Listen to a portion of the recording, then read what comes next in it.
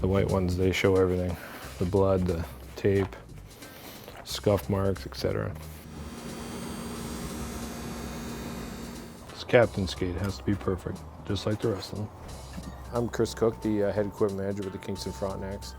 My day-to-day duties involve, taking care of the players and getting them suited up for all their practices and games and road trips. Whatever it takes to make them perform to their best abilities on the ice. Skate sharpening, equipment maintenance, laundry duties, jersey repairs. Anything that if you were to play hockey that you're wearing and using is my responsibility. Making these guys comfortable when they come in to get ready to play. They've got enough to worry about with everything that goes on to get ready to play a game, and everything's ready for them to go. Chris Cook, you watch him, the Kingston Frontenac breaks a stick.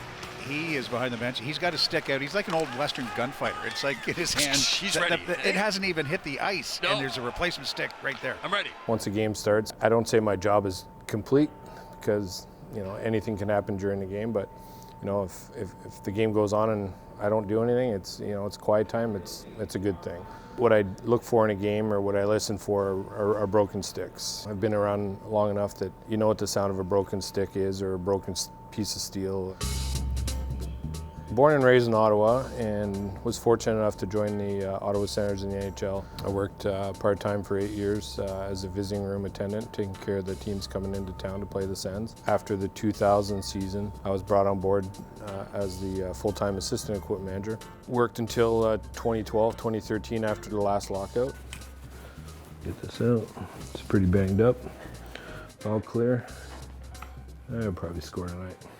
I'd like to think that what I've taken from my years in the NHL to here, it's kind of a give back to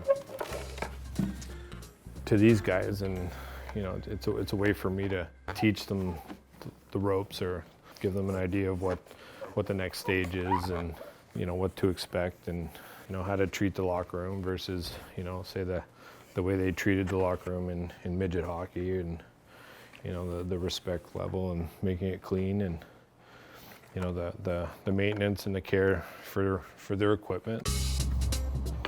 So this is a little gauge that we check to see if the edges are even on both sides of the steel.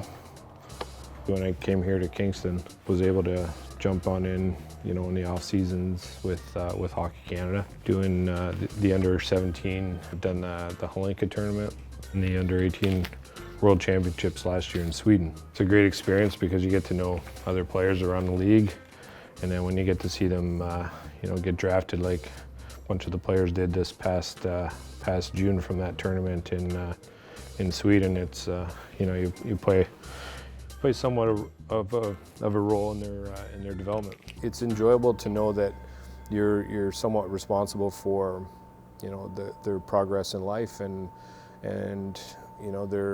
their abilities on the ice, to make them a better player, to especially at this level, if you can help them get to the NHL or to pro hockey.